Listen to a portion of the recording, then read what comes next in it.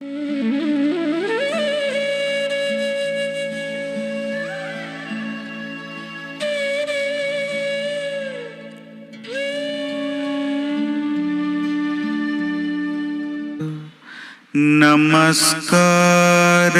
වේවා බුදුරුවනට සැමදා බුදු හිමි සරණ යමි. නමස්කාර වේවා ධම්රුවනට සැමදා සදහම් සරණ යමි. නමස්කාර වේවා සංඝරුවනට සැමදා මහා සංඝ සරණ යමි. නමස්කාර වේවා තුනුරුවනට සැමදා තිසරණ සරණ යමි. සාදු සාදු සාදු.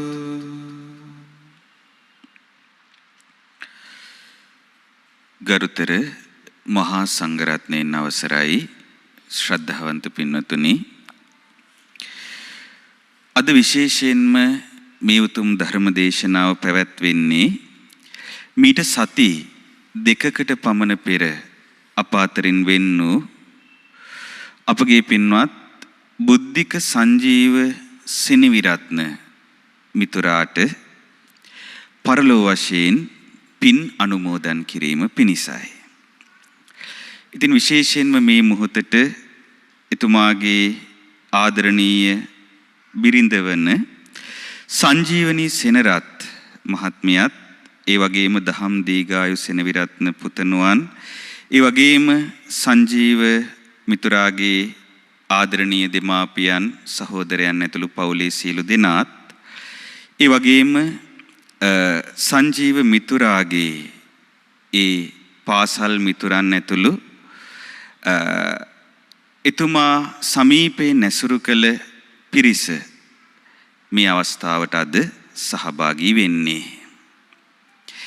ඉතින් විශේෂයෙන්ම සංජීව මිතුරාගේ වියෝව අපට අහන්න ලැබුණට පස්සේ එක්වරම අපටත් එකපාරටම යලිත් ජීවිතය ගැන සිහි වෙන්න පටන් ගත්තා. ඒ කියන්නේ තරුණ වයසේ සිටිනා කෙනෙක් ජීවිතය අතහැර යද්දී අපේ ජීවිතයේ ඇත්ත ස්වභාවය ගැන අපට ආයි කල්පනා කරන්න ඒ තුළින් ඉඩහසර විවර වෙනවා. සංජීව මරණයට පත්වෙද්දී වයස අවුරුදු 36යි. එතකොට වයස අවුරුදු 36ක කෙනෙක් හදිසියේම නොහිතූ මොහොතක නොහිතූ ආකාරයට අප අතහැර යද්දී මා සිතන්නේ මේ ජීවිතයේ ඇත්ත ස්වභාවය ගැන අපි හැමෝටම ආපහු හැරිලා හිතලා බලන්න ඒ තුලින් විශාල පණිවිඩයක් තිබෙන බව. මොකද අපි මේ ජීවිතයේ සැබෑ ස්වභාවය තේරුම් ගත්තේ නැත්නම් ජීවිතේ බොහෝ ශෝක කිරීම ගණනාවකට අපට කෙලවරක් නැතුව මුහුණ දෙන්න සිදු වෙනවා. නමුත් යම් කෙනෙක් මේ ජීවිතයේ ඇත්ත ස්වභාවය තේරුම් ගන්නවා නම් ඒ කෙනාට ඒ ජීවිතයේ යථාර්ථයේ වටහා ගැනීම තුළ සුවසේ ජීවත් වෙන කාලය ජීවත් වීමේ අවකාශය සැලසෙනවා. සංජීව මිතුරාව කුඩා කාලයේදී සංජීව අපිත් එක්කයි හැදුනේ. එතකොට එකම පාසලේ අපි ඉගෙන ගත්තේ. එතකොට යලිත් පාසල් සමයෙන් පස්සේ අපි උතුම් පැවිදි බිමටපත් වෙන්න හිතාගෙන ගිහිගේ අත්හැරලා අනගාരിക ශාසනයේ උතුම් පැවිදි බව ලැබුවට පස්සේ මීට වසර ගණනාවකට පෙර යලිත් මට සංජීවව මුණ ගැහුනේ මේ කඩුවෙල මහමෙවුනාව බෝධිඥාන අසපුවේදී. එතකොට සංජීවනිත් එක්ක තමයි මේ අසපුවට ආවේ. ඇවිල්ලා සංජීවගේ ජීවිතේ විශාල වෙනසක් ඒ කාලය තුල ඇති වුණා. සංජීව කෙටි කලක් ජීවත් වුණත් ජීවිතයේ අවසාන කාලය බොහෝම ධාර්මිකව ධර්මයක් පුරුදු කරමින් තුනුරුවන ගැන බලවත් පැහැදීමෙන් යුක්තව ගත කිරීමේ වාසනාව සංජීවට ලැබුණා. පින්නතුනි, අපේ ජීවිතේ බුදුරජාණන් වහන්සේ දේශනා කළේ මේ තන අග තියෙන පිනි බිඳුවක් වගේ කියලා. දැන් අපි දන්නවා හවසට රාත්‍රියට පිනි වැටෙනවා. ඒ වැටෙන පිනි තනකොළ ගස් උඩ රැඳිලා තියෙනවා උදේට. නමුත් ඉර පායනවත් එක්ක ටික ටික දහවල් කාලයේ උදා වෙද්දි මොකද වෙන්නේ? අර තන අග තියෙන පිනි බිඳු වීලිලා යනවා. එහෙමත් නැත්නම් කෙනෙක්ගේ පාපහසක් ලැබුවොත් එහෙමම පොළවට වැටිලා පොළවට උරලා නැති වෙලා යනවා. බුදුරජාණන් වහන්සේ වදාළේ අපේ ජීවිතෙත් ඒ වගේ. මේ ජීවිතේ කෙටි කලයි තිබෙන්නේ. ඒ වගේම බුදුරජාණන් වහන්සේ වදාලා මේ ජීවිතේ හරියට පර්වතයකින් පහළට වේගයෙන් ගලා හැලෙන දිය පහරක් වගේ. ඒ දිය පහර වේගයෙන් පහළටයි ගමන් කරන්නේ. ආය ආපු පැත්තට නෙවෙයි.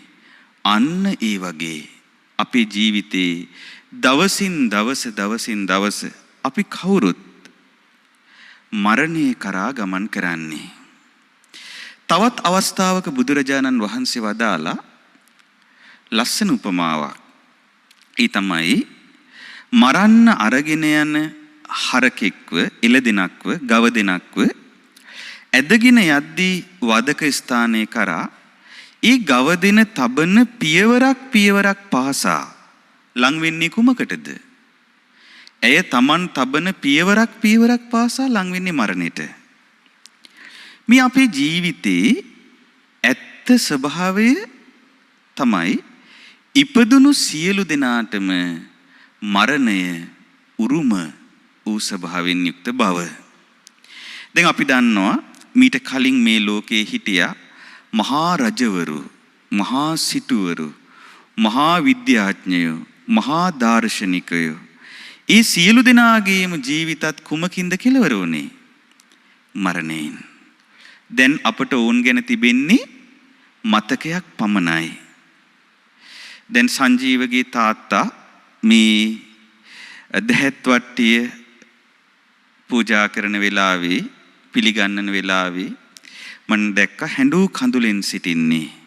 ඒ Tamanගේ ආදරණීය දරුවා ගේ වියෝව දරා ගන්න අසීරුව තමයි ඒ විදිහට අපට ශෝකේ හිතට එන්නේ.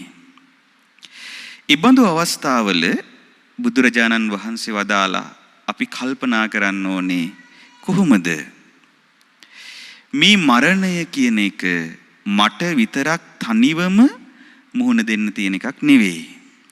ඒ වගේම මේ මරණය කියන එක මගේ දරුවන්ට පමණක් පොදුවක් නොවේ. මෙය ලෝකේ සියලුම දෙනාට ಜಾති කුල ආගම් ભેද වලින් තොරව යම්තා කෙනෙක් මේ ලෝකෙ උපදිනවා නම් ඒ සියලු දෙනාටම උරුම වූ පොදු ධර්මතාවයක් බව අපි තීරුම් ගත යුතුයි කියලා බුදුරජාණන් වහන්සේ වදාලා. එතකොට එහෙනම් මේ මරණය දැන් සංජීව මරණය නම් වූ අත්දැකීම ලැබුවා.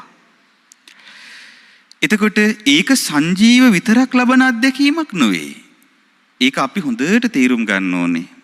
යම් දවසක ඒ මරණය නම් වූ අත්දැකීම අප කරාත් එනවා. එතකොට අපි මේ ජීවිතය අතහැරලා යන්න යනවා. හැබැයි අපේ ජීවිතය මරණයෙන් පමණක් කෙලවර වෙන්නේ නැහැ. මේ ජීවිතය මෙතනින් අපි මරණයට පත්වෙද්දී කර්මානුරූපව තවත් තැනක නිදාගෙන ඇහැරියා වගේ කර්මානුරූපව තවත් තැනක අප උපත ලබනවා. ඒ තැන කොතනද කියලා අපි දන්නේ නැහැ. ඒක තීරණය වෙන්නේ අපි සිත මෙහෙවා කරන ලද කර්මයට අනුවයි. දැන් මේ සසර පුරාවට ඒ ආකාරයට ඉපදී මෙරි යන ගමනකයි අප සියලු දෙනාම ගමන් කරන්නේ. මේ ජීවිතේ ඒ ගමනේ තවත් එක් සන්දිස්ථානයක් පමණයි. එක පුංචි නවාතැන් පොලක්. මේ නවාතැන් පොලේදී අපිට විවිධ අය මුණ ගැහෙනවා. මේ මුණ ගැහෙන අයට අපි ආදරය කරනවා. සමහර විට අපි වෛර කරනවා. අපේ ජීවිතේ ටික ගත වෙනවා. යම් වෙලාවක අපිට මේ ජීවිතේ දාලා යන්න වෙද්දී අර කවුරුත් එක්ක නෙවෙයි අපි යන්නේ. අපි යන්නේ තනියම. කර්මයට අනුව කර්මානුරූපව තනිවම යන ගමනක තමයි අපි ගමන් කරන්නේ. දැන් සංජීවත් එහෙම ගමනක් තමයි සංජීවත් ගියේ. එතකොට දැන් සංජීවනී ඒ වගේම මේ පුතා මේ ලෝකෙට බිහි වෙද්දි සංජීව ගොඩාක් සතුටු වුණා. සංජීවනිත් එක්ක බොහොම සතුටින් හිටියේ. නමුත් සංජීව ජීවිතෙන් සමුගත්තේ සංජීවනිත් එක්ක නෙවෙයි. පුතත් එක්කත් නෙවෙයි. තනි ගමනක්. එතකොට කර්මානුරූපව දැන් මේ වෙද්දි සංජීව කර්මයට අනුව කොහේ හෝ තැනක ඉපදිලා ඇති. එතකොට අපේ ජීවිතේ එහෙම එකක්. අපේ ජීවිතේ අපිට නොයෙක් සිහින තිබුණානේ. දැන් අපි ගත්තොත් අපිට පුංචි කාලේ පාසලකට අපි ඇතුළත් වෙද්දී අපිට විවිධ සිහින තියෙනවා. දැන් බොහෝ දෙනෙකුට පාසලකට ඇතුළත් වෙද්දී දෙමව්පියන් උනන්දු කරන්නේ 5 වසර ශිෂ්‍යත්ව විභාගේ. ශිෂ්‍යත්ව විභාගේ කොහොම හරි සමත් කරන්න දරුවව අප්‍රමාණ වෙහෙසක් දරනවා. එතකොට ඒ දරුවටත් තමන්ගේ ජීවිතයේ ලොකුම දේ විදිහට තේරෙන්නේ මොකක්ද? ඒ පුංචි දරුවට ලොකුම දේ විදිහට තේරෙන්නේ 5 වසර ශිෂ්‍යත්ව විභාගේ. ඔන්න මහන්සි වෙලා ශිෂ්‍යත්වයේ සමත් වෙනවා කියමු. ඊට පස්සේ 6 වසරට යනවා. 6 වසරට ගිය ගමන්ම මේ දරුවට තේරෙන්නේ තමන් දැන් ලොකු දෙයක් ලැබුවා වගේ තේරුණාට 6 වසරට ගිය ගමන්ම තමන් පුංචි කියලා තේරෙනවා. ඒකට හේතුව 6 වසරින් පස්සේ දැන් 6 වසරට ලැබෙන ඉලක්කය තමයි සාමාන්‍ය පෙළ විභාගේ. එතකොට කොට කලිසම් අඳින 6 වසර ළමයා අර දිග කලිසම් අඳින අයියලා දැක්කට පස්සේ කවදා හරි එයාගේ සිහිනේ මමත් කවද දිග කලිසමක් අඳින්නේ? මමත් සාමාන්‍ය පෙළ කොහොම හරි සමත් වෙන්න ඕනේ කියන ඉලක්කය තමයි ඒ දරුවට එන්නේ. එතකොට ඒ දරුවා අර ඒ ඉලක්කය තමයි ලොකුවට අරගෙන ඒකට මුහුණ දෙන්න සැරසෙන්නේ. අවසානයේදී සාමාන්‍ය පෙළත් සමත් වුණා කියමුකෝ. සාමාන්‍ය පෙළ සමත් වුණාට පස්සේ යාට තේරෙනවා සාමාන්‍ය පෙළ විභාග කියන්නේ මහ ලොකු විභාගයක් නෙවෙයි. එතනින් එහාට තව දේවල් තියෙනවා. ඊට පස්සේ යාට එන අභියෝගී උසස් පෙළ. එතකොට උසස් පෙළ විභාගයේ තමයි ලොකුම දේ විදිහට එයා දකින්නේ. දැන් අපි කාගේ ජීවිත ගැන ආපහු හැරිලා බැලුවොත් මේ ස්වභාවය අපි කාටත් තියෙනවා. එතකොට පන්ති යනවා, මහන්සි වෙනවා, පාඩම් කරනවා, විවිධ දේ කරනවා උසස් පෙළ විභාගෙ වෙනුවෙන්. උසස් පෙළ විභාගයට මූණ දුන්නට පස්සේ තමයි තේරෙන්නේ ඒකෙත් ඇති දෙයක් නෑ. එතනින් එහාට තව කඩයිම් තියෙනවා ජීවිතේ. මේ ජීවිතේ ওই විදිහටයි ගලාගෙන යන්නේ. එතකොට එයා උසස් පෙළ සමත් වෙලා විශ්වවිද්‍යාලයට ගියොත් විශ්වවිද්‍යාලයේ ලබන අධ්‍යාපනයත් එක්ක ඊට පස්සේ එයාගේ සිහින වෙන්නේ කොහොමද විශ්වවිද්‍යාලයේ ඉවර කරලා උපාධිය ගන්නෙ. ඊට පස්සේ එයාගේ සිහින වෙන්නේ කොහොමද මම රැකියාවක් හොයාගන්නේ. ඊට පස්සේ රැකියාවක් පිණිස අප්‍රමාණ විදිහට කල්පනා කර කර ඒකට අවශ්‍ය සුදුසුකම් සපුරමින් ඒ සඳහා වෙහෙසෙනවා. අන්තිමට රැකියාවක් ගනිද්දී ඊළඟ ප්‍රශ්නේ වෙන්නේ විවාහය. එතකොට විවාහ වුණාට පස්සේ ඊට පස්සේ සිහින තියෙන්නේ එක ගයක් හදාගන්න එකක්, ළමයි හදාගන්න එක. ඔහොම මේ ජීවිතේ ඉස්සරහට යනවා. යද්දී අපි අපේ ජීවිතේට විවිධ පුද්ගලයන් එකතු කර ගන්නවා. අපේ ජීවිතේට විවිධ වස්තුන් අපි එකතු කර ගන්නවා. දැන් අපි අපිටම කියලා ගයක් දොරක් හදාගන්න බලනවා. එතකොට දැන් මහනුවර ප්‍රදේශයේ මෙතන ඉන්න සංජීවගේ යාළුවෝ ඔක්කොම වගේ. නමුත් දැන් බහුතරයක් ඉන්නේ වෙනත් පැත්තක. දැන් කොළඹ තමයි ගොඩක් අය ඉන්නේ. නුවර යවෙන්නේ ගොඩාක් අඩුවෙන්. එතකොට තමන්ගෙම කියලා ගෙදරක් හදාගෙන තමන්ගෙම කියලා විවිධ දේවල් ජීවිතයට එකතු කර ගන්නවා. මෙහිම ජීවිතේ ගත වෙනවා. දැන් සංජීවටත් එහෙම උනේ. නමුත් යම් වෙලාවක එනවා අපේ ආයුෂය ගෙවිලා ඉවර වෙන. ඒ වෙලාව අපි දන්නේ. දැන් සංජීවට මරණය නම් වූ ධර්මතාවයට මුහුණ දෙන්න වෙච්ච වෙලාව සංජීව දැනන් හිටියද කලින්? එයා දැනන් හිටියේ නෑ. ඒක හරියට මේ වගේ. දැන් අපි හිතමු ගෙදරක වතුර ටැංකියක් තියෙනවා කියලා. දැන් මේ වතුර ටැංකියේ තමයි වතුර පිරෙන්නේ. එතකොට මේ වතුර ටැංකියේ මෝටරේ ගහලා වතුර ටැංකියට වතුර පුරවලා තමයි අපි පරිභෝග කරන්නේ. සමහර අවස්ථා නැද්ද? එහෙම වෙන ගෙවල් වලදී ඒ ගෙදර අය ඔන්න නනා ඉන්නවා. දැන් නාන්න පටන් අරගෙන ඇඟේ සබන් ගාලා අර කරාමේ අරිනවා.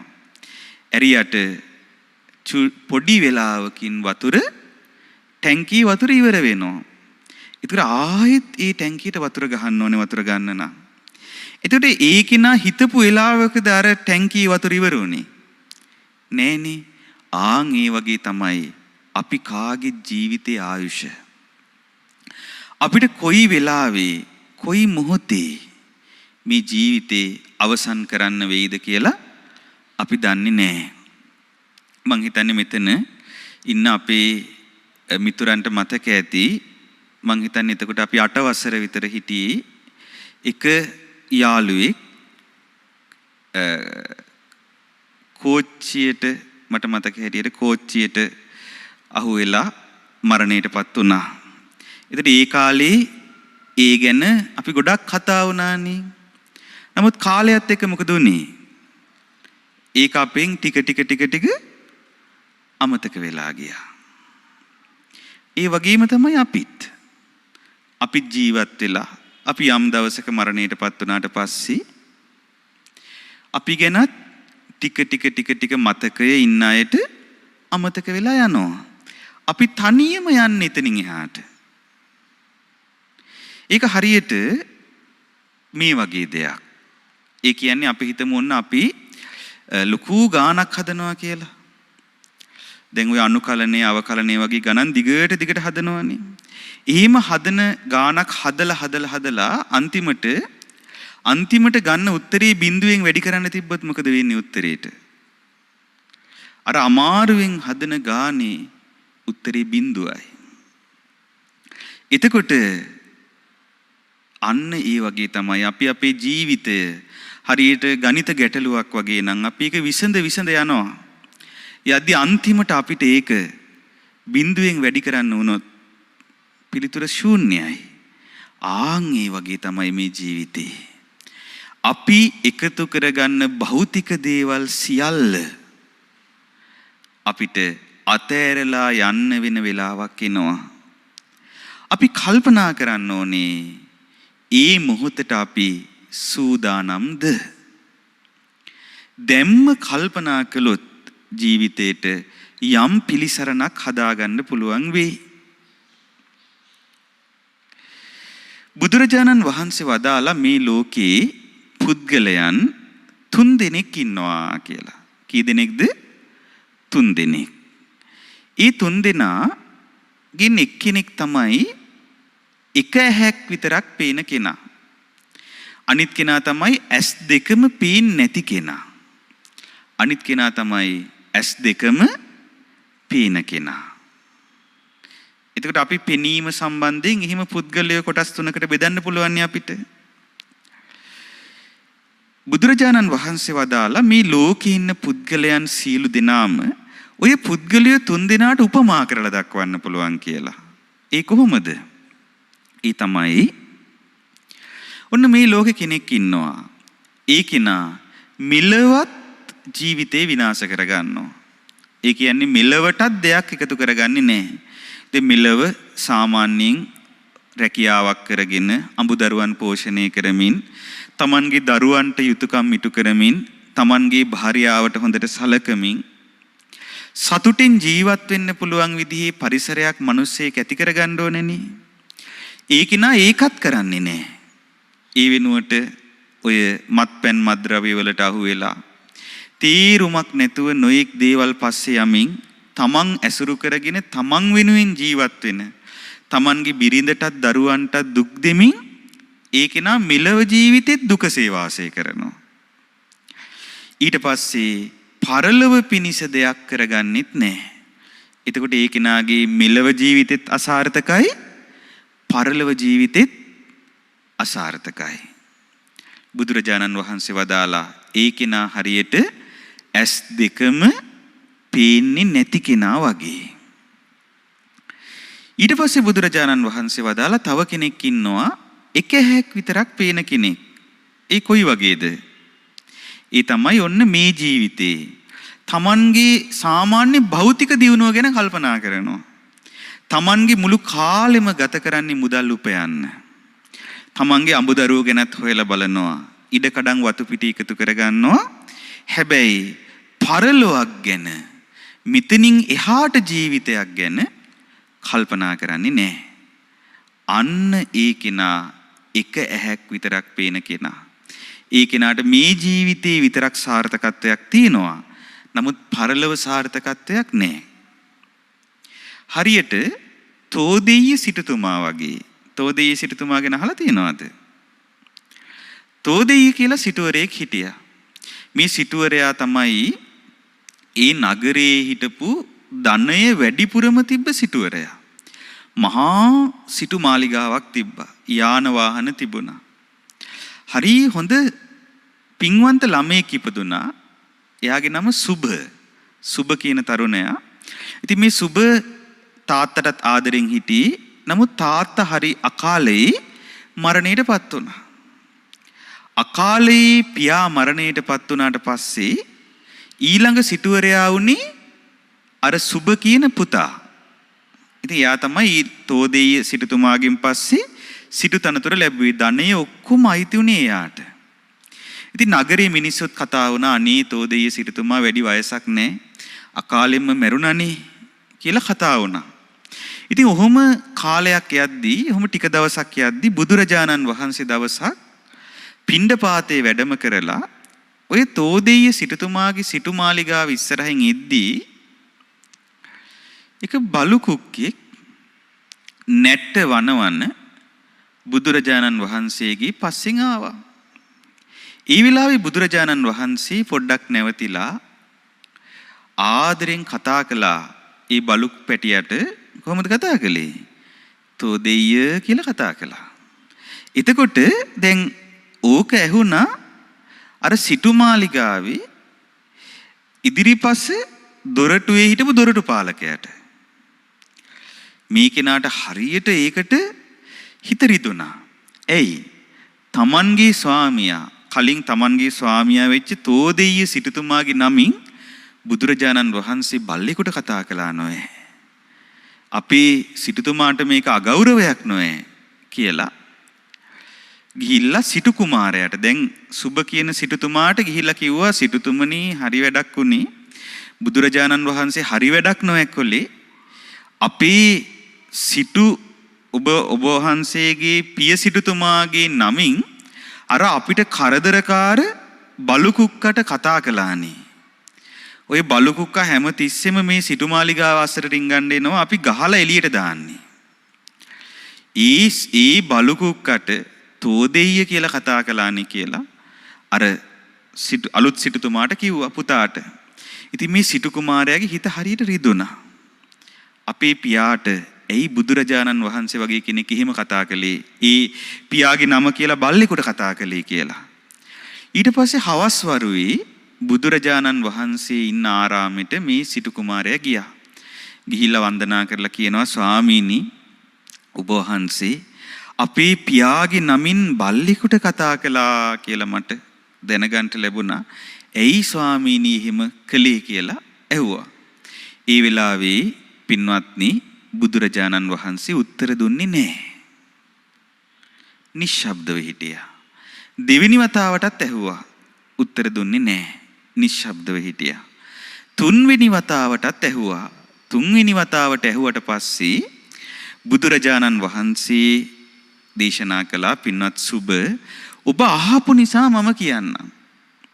ඔබ අහපු නිසා මම කියන්නම් තුන් වතාවක් දක්වාම නැත්තම් මම මේක කියන්නේ නැහැ කියලා කිව්වා පින්වත් සුබ ඔය බලු කුක්කා වෙලා ඉපදිලා ඉන්නේ ඔබේ පියා. එතකොට හිතලා බලන්න. අර අච්චර මහා ධනයක් තිබ්බ හොඳ වංශයක ඉපදුණු සිටු එක ජීවිතයක සිටුවරයෙක් බලන්න ඊළඟ ජීවිතේ බලු කුක්කෙක්. එතකොට ඒ වෙලාවේ දැන් අර සුබ ඇස් දල්වාගෙන බලාගෙන ඉන්නවා මේ මොකද උනේ කියලා. එතකොට බුදුරජාණන් වහන්සේ වදාලා පින්වත් සුබ ඔබට මේ ගැන සැකනම් ඔබ මෙහෙම දෙයක් කරන්නකෝ.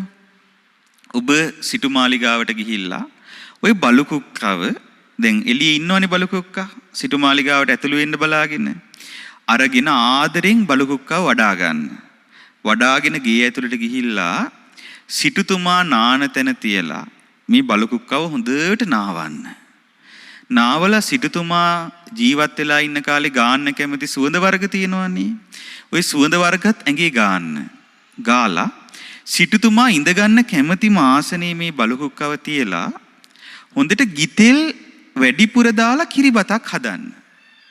ගිතෙල් වැඩිපුර දාලා කිරිබතක් හදලා ඒ කිරිබත අරගෙන සිටුතුමා කිරිබත් කන්න කොහොමත් කැමති ගුලි හදලා අර මේ බලු කුක්කාව අර ආසනින් තියලා ඔළුව අත ගගා කිරිබත් ගුලි කවන්න කිව්වා. කිරිබත් ගුලි කද්දී කිරිබත් ගුලි ටිකක් බඩට වැටෙද්දී ඔය බලු කුක්කට නිදි මතක් ඒවි. අඩනින්දට වගේ බලු කුක්කා යද්දී හොඳට ඔළුව අත ගගා අඩනින්දට වගේපත් වෙද්දී කියන්න කිව්වා තාත්තේ පියාණනි මට කියන්න බැරි වෙච්ච. ඇයි එක පාරටනේ සිටුතුමා මලි මට පෙන්වන්න බැරි වෙච්ච ධනය තියනවද කියලා කියන්න කිව්වා. එතකොට එහෙම කිව්වට පස්සේ අර බලු කුක්කා අඩනින්දෙම්ම වගේ ඇවිදගෙන යයි කිව්වා එළියට. ගිහිල්ලා යම් තැනක කකුලෙන් පොළව හාරන්න පටන් ගත්තොත් අන්න එතන හොඳට හාරලා බලන්න කිව්වා මොනවද තියෙන්නේ කියලා. එතන ඔබට නොකී ධනෙ තියෙනවා කිව්වා. එතකොට දැන් සිටුතුමා අර කුමාරයා බැලුවා දැන් මොනවා වුණත් හරි ගියොත් නිදානයක් නෙහි. මොකද කළේ අර බලු කුක්කාව අරගෙන ගිහිල්ලා ඒ විදිහටම කළා. ඒ විදිහටම බලු කුක්කා අඩනින්දටපත් වෙදි කිව්වහම ඒ විදිහටම බලු කුක්කා එළියට ගියා. එළියට ගිහිල්ලා එක තැනක පොළව හැරුවා. එතන බලද්දී එතන තිබ්බා සිටුතුමා වලල්ලා තිබ්බ හදිස්සියකට ගන්න වලල්ලා තිබ්බ වෙනම ධන තැන්පතුවක් එතන තිබුණා. එතකොට සුබ තරුණයා දැනගත්තා මේක තමයි තමන්ගේ පියා තමයි මේ බලු කුක්කා වෙලා ඉපදිලා ඉන්නේ කියලා. දැන් බලන්න පින්වතුනේ ජීවිතේ හැටි. මේ ජීවිතේ ඒ වගේ එකක්. මේ සංසාර ගමනේ ස්වභාවය තමයි බුදුරජාණන් වහන්සේ වදාලා තණ්හාවේ ස්වභාවය తත්‍ර తත්‍රාබි නන්දිනී. ඒ කියන්නේ මොකක්ද? ඒ තැන සතුටින් බැස ගන්නා ස්වභාවයෙන් යුක්තයි. දැන් අපි හිතමු අපි මෙතනින් චුත වුණා කියලා. අපේ ජීවිතේ අපිට ඔන්න එක්ක හෘද රෝගයක්, heart attack එකක් ඇවිල්ලා නැත්නම් හදිසි මොනවා හරි දෙයකින් අපි එකපාරට මෙතනින් අපේ ජීවිතේ ඉවර වෙනවා. ඉවර වෙනවත් එක්කම කර්මානුරූපව විඥාණය තවත් තැනක බැස ගන්නවා. එතකොට අපිට ඊළඟට කර්මානුරූපව උපදින්න තියෙන තිරිසන් ලෝකේ නම් අර තිරිසන් සතෙක්ගේ මව් කුසක අපේ විඥානේ බැස ගන්නවා. එතකොට එතන නාම රූප එතන තියෙන නාම රූප එක්ක අර විඥානේ වැඩෙන්න පටන් ගන්නවා. කලලයක් විදිහට. එතකොට ඒ විදිහට වැඩෙද්දී අපි කලල වර්ධනය වෙලා ඒ තිරිසන් සතෙක් විදිහට අපි උපදිද්දි මනුලෝකෙට මේ ලෝකෙට ඉපදුනාට පස්සේ එතනින් එහාට කලින් ජීවිතය ගැන කතාවක් නැහැ. එතනින් එහාට අපිට කලින් ජීවිතේ ඒවා ගොඩක් වෙලාවට මතකත් නැහැ. මනුස්ස ලෝකෙට වගේ එද්දි නම් ආයේ. ඊට පස්සේ එතන තියෙන්නේ යම් පරිසරයක්ද ඒ පරිසරයට සතුටින් බැස ගන්නවා. ඒ පරිසරයේ තමන්ට අහන්න ලැබෙන දේවල්, දකින්න ලැබෙන දේවල් එක්ක ඒවත් එක්ක ඇලිමින්, ඒවත් එක්ක ගැටෙමින් ඒ තමන්ගේ ඇස් දෙකින් දකින දේ, කන් දෙකින් අහන දේ, නාසයෙන්ට දැනෙන දේ, දිවට දැනෙන දේ, කයට දැනෙන දේ, මනසට දැනෙන දේ මුල් කරගෙන අපේ ජීවිතයේ නම් වූ ලෝකය අපි ගොඩ නගා ගන්නවා. එතකොට ඒක වෙන ජීවිතයක්. එතකොට කලින් ජීවිතය ගැන කතාවක් නැහැ. ඔය විදිහටයි පින්නතුනේ අපි උපතකින් උපතකට යමින් මේ සංසාර ගමනේ ගමන් කරන්නේ. එතකොට අර තෝදෙය සිටුතුමා එක ඇහැක් විතරක් පෙනිච්ච කෙනෙක් වගේ. එයාට එයාගේ පරලොව ජීවිතයේ යහපත ගැන දෙයක් කරගන්න බැරි වුණා. ඇස් දෙකම පේන කෙනා කොයි වගේද? ඒ කෙනා මෙලවත් යහපත සලසා ගන්නවා. පරලොවත් යහපත සලසා ගන්නවා. ඉතින් අපේ සංජීව මා දකින්නේ අවසාන කාලයේදී සංජීව ගත කළේ ඇස් දෙකම පේන කෙනෙක් විදිහට. සංජීව මෙලවත් තමන්ගේ අඹදරුවන් නඩත්තු කරමින් ජීවිතේ ගත කරන අතරේ පරලොව පිණිසත් දෙයක් කරගත්තා. ඉතින් වැඩි කලක් ලැබුණේ සංජීවට. හැබැයි ඒ ලැබුණු කාලෙදී ගොඩාක් පින් කරගත්තා.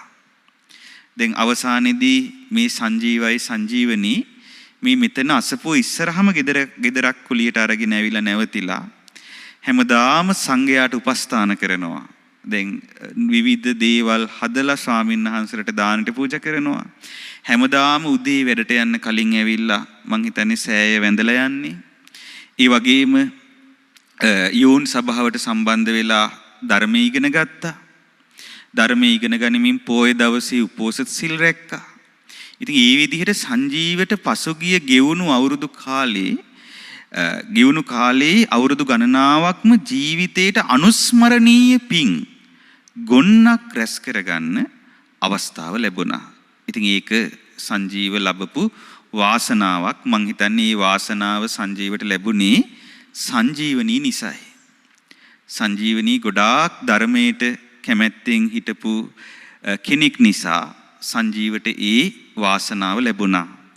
ඉතින් මා හිතන්නේ සංජීව අකාලේ අපාතරින් සමුගත්තට බොහෝ විට ගොඩාක් හොඳ තැනක ඉපදිලා ඇති. ඉතින් ඒ නිසා තාත්තට අම්මට ශෝක කරන්න දෙයක් නැහැ.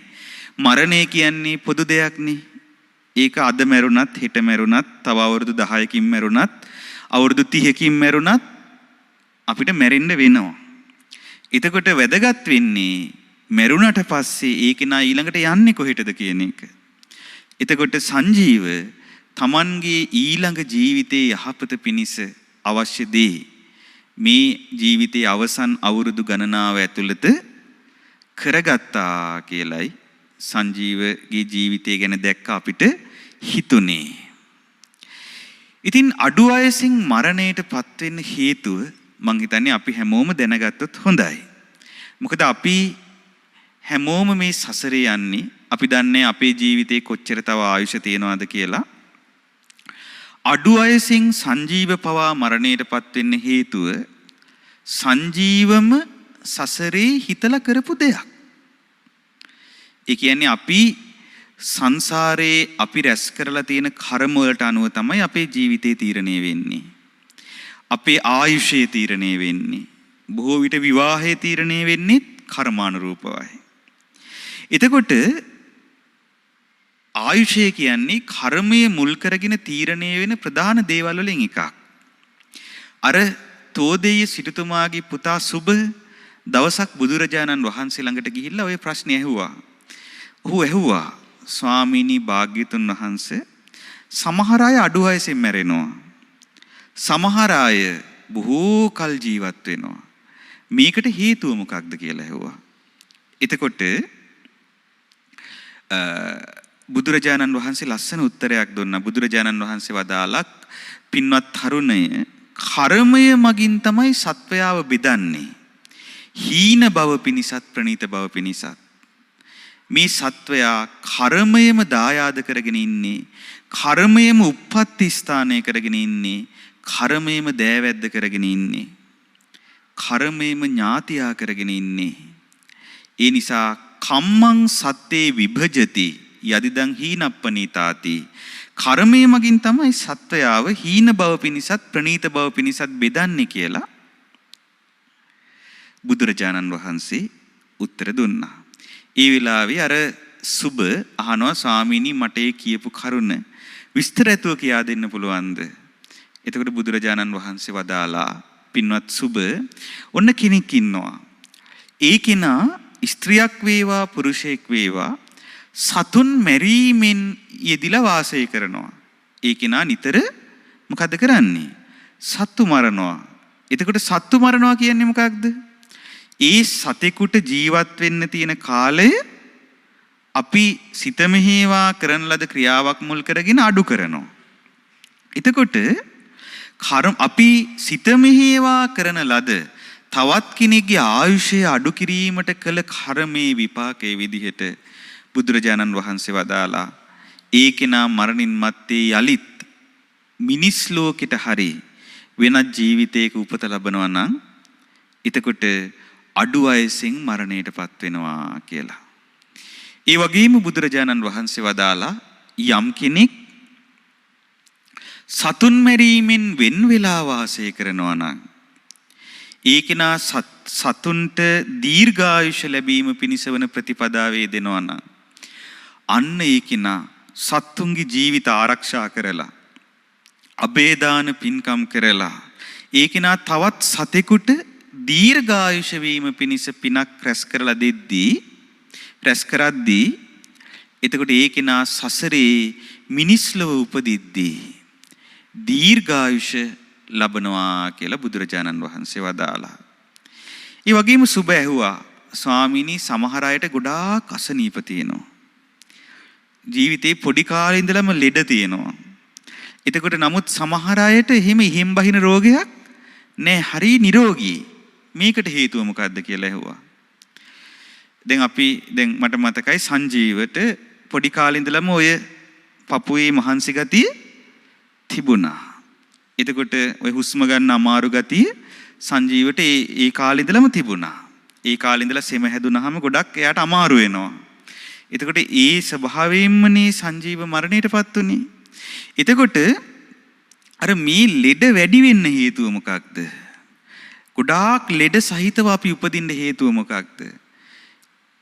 ඒකට හේතුව තමයි බුදුරජාණන් වහන්සේ වදාලා සසර ජීවිතයේදී අපි අනිත් අයට හිංසා කරනවා නම් කායික හිංසනයට ලක් කරනවා නම් මානසික හිංසනයට ලක් කරනවා නම් අපි වටේ ඉන්න අයව ඒ වගේම සත්වයන්ව කායිකවත් පීඩාවට පත් කරනවා නම් මානසිකවත් පීඩාවට පත් කරනවා නම් එතකොට කායිකවත් හිංසනයට ලක් වෙලා මානසිකවත් හිංසනයට ලක් වෙලා ඒ සත්තු විඳින දුක ස්වභාවයෙන්ම විඳින්න ලැබෙන විදිහට අපේ ජීවිතේ සකස් වෙනවා.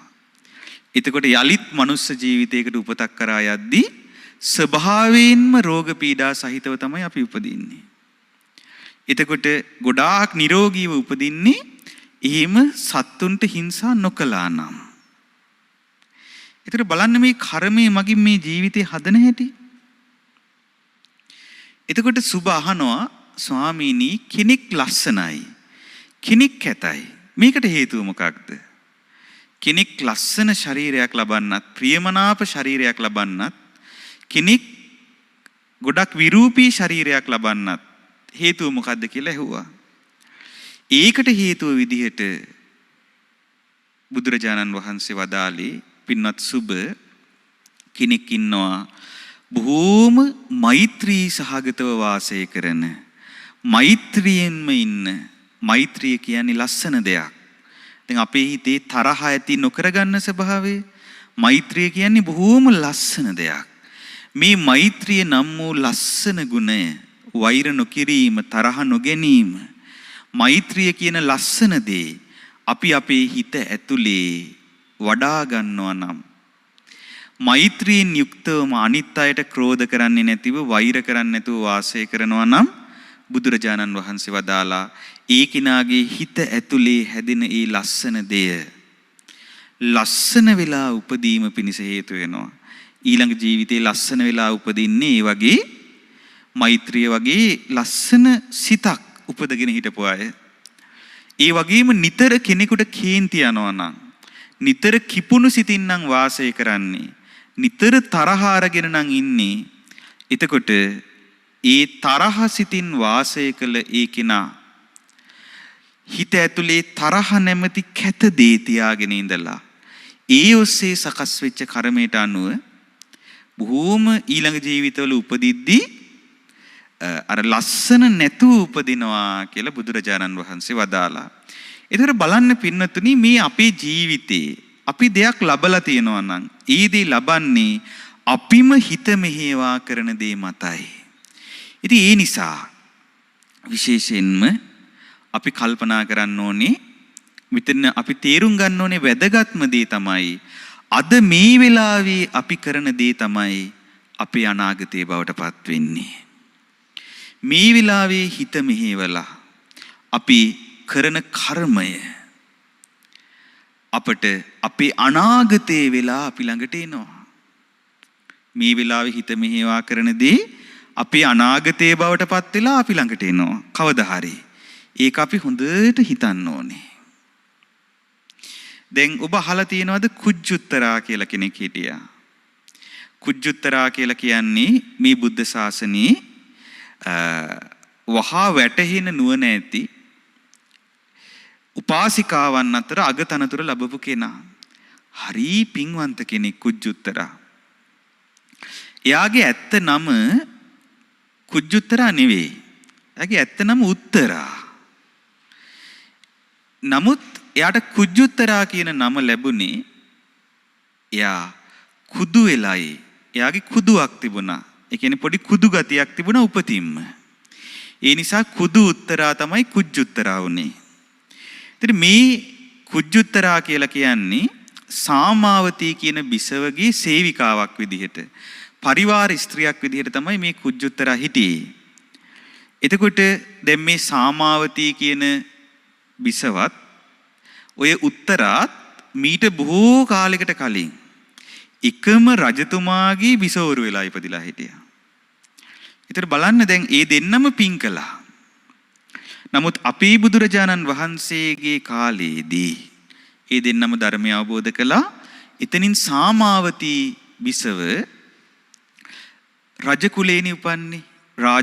රාජකුමාරිකාවක් විදිහට රජ සැප වින්දා. නමුත් උත්තරාට ඒක බැරි වුණා.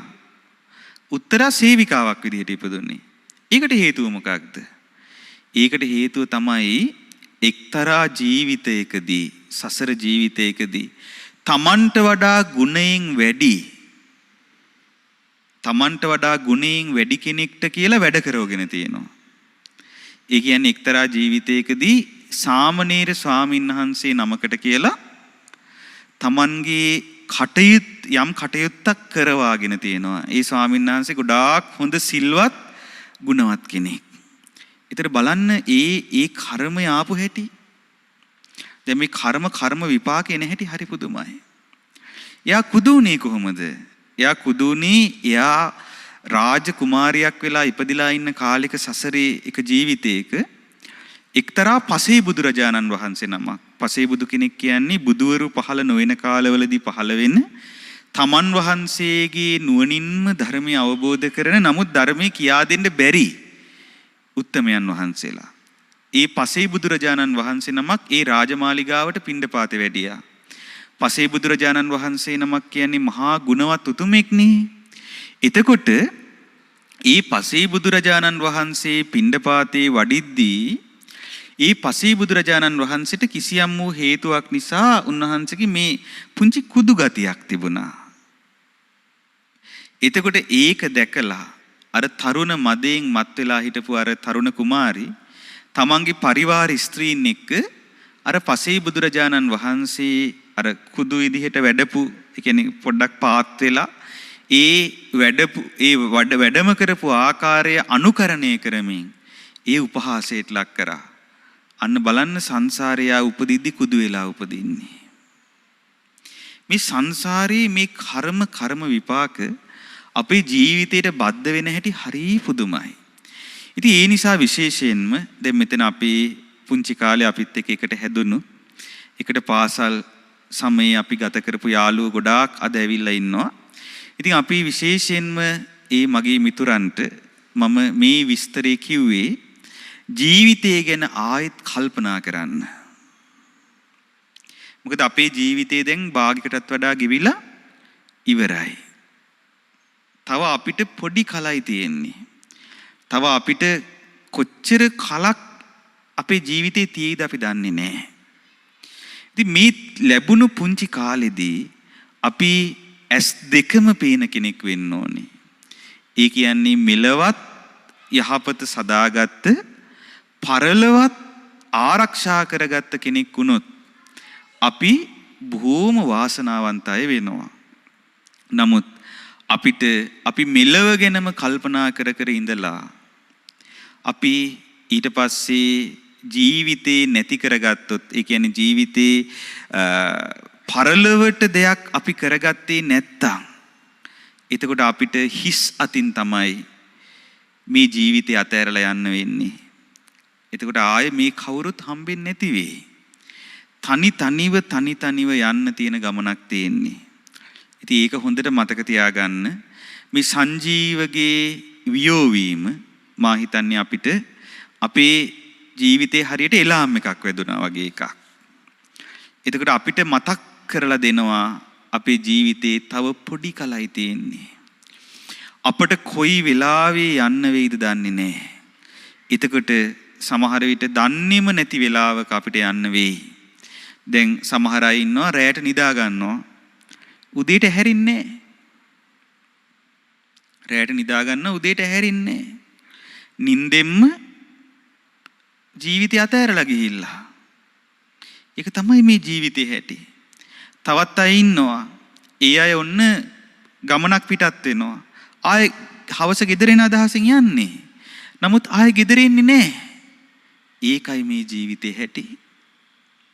අපිට අපේ වතුර ටැංකියේ වතුර කොයි වෙලාවෙ ඉවර වෙයිද දන්නේ වගේ අපි ගෙනාපු ආයුෂය කොයි වෙලාවෙ අවසන් වෙයිද කියලා අපි දන්නේ නැහැ.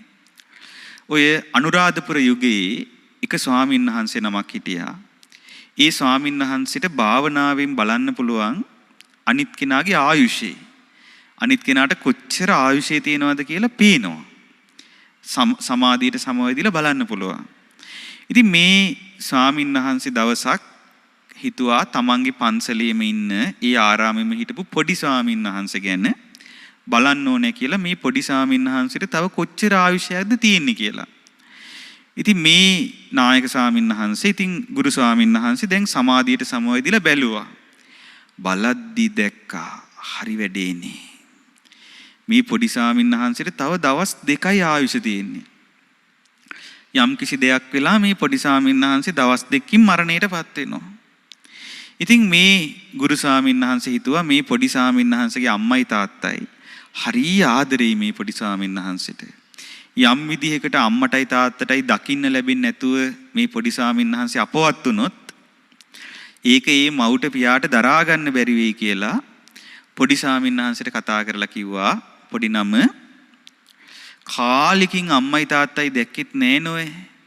ඒ නිසා එහෙනම් අම්මවයි තාත්තවයි බලලා දවස් 2-3ක් ඉඳලා ඉන්නකෝ කියලා කිව්වා. එතකොට දැන් ඒ ගෙදරට යන්න සාමාන්‍යයෙන් දවසක විතර කාලයක් යනවා. පයින් යන්නේ කාලේ. ඊතර පයින් වැඩම කරන්න තියෙන්නේ. ඊතර ගියාම අම්මා තාත්තත් දැකලා දෙවෙනි දවසේ තමයි ආයුෂය ඉවර වෙන්නේ. එතකොට දැන් මේ ගුරු ස්වාමීන් වහන්සේ දන්නවා මේ පොඩි ස්වාමීන් වහන්සේ ආය පන්සලට ඉන්නේ නෑ.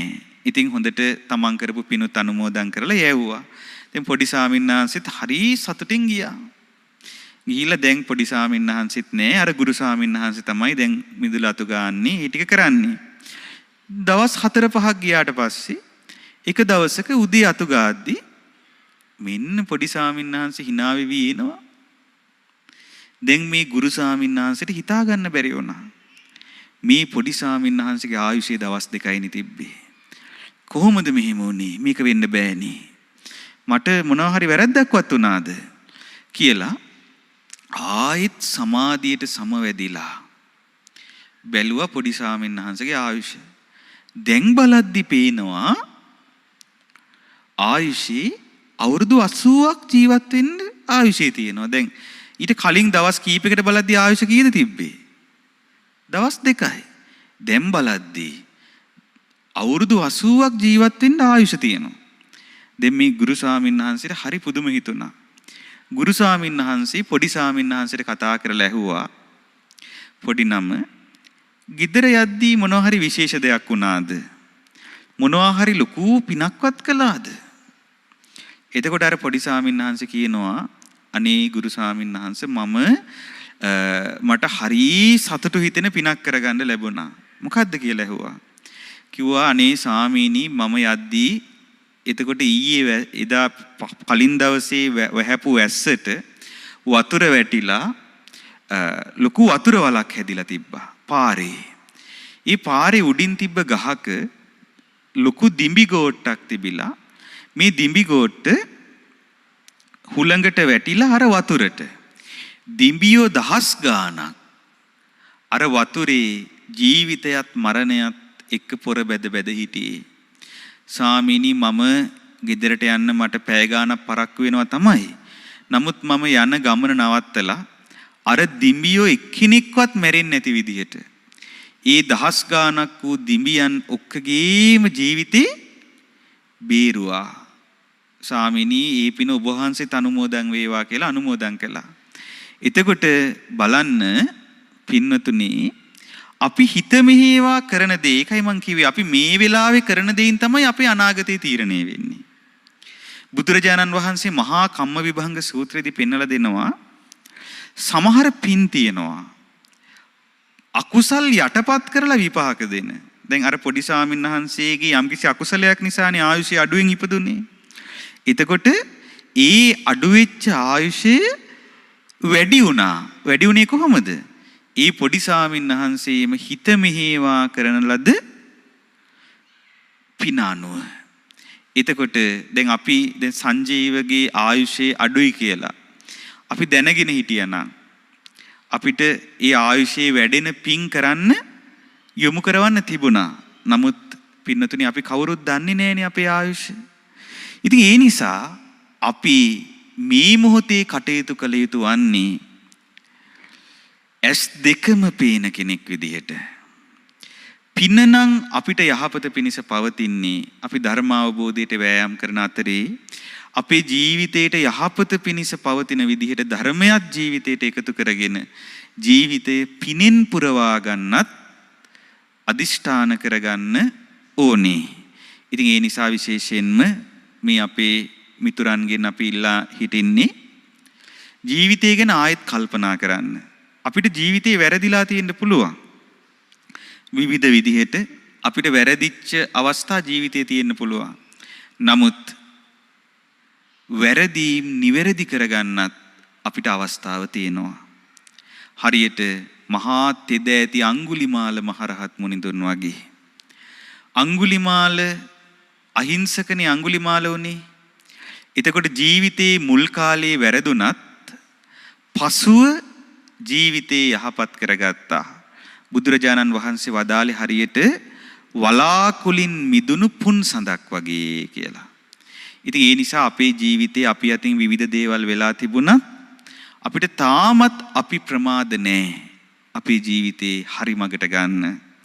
ඉතින් ඒ නිසා හැමෝම අදිෂ්ඨානයක් ඇති කරගන්න මමත් මගේ ජීවිතේ මෙලව පමණක් නොවේ. පරලොවත් යහපත සදා ගන්න. මෙලවත් පරලොවත් ජය ගන්නා. ඇස් දෙකම පේනා කෙනෙක් වෙනවා කියලා කවුරුත් අදිෂ්ඨානයක් ඇති කරගන්න.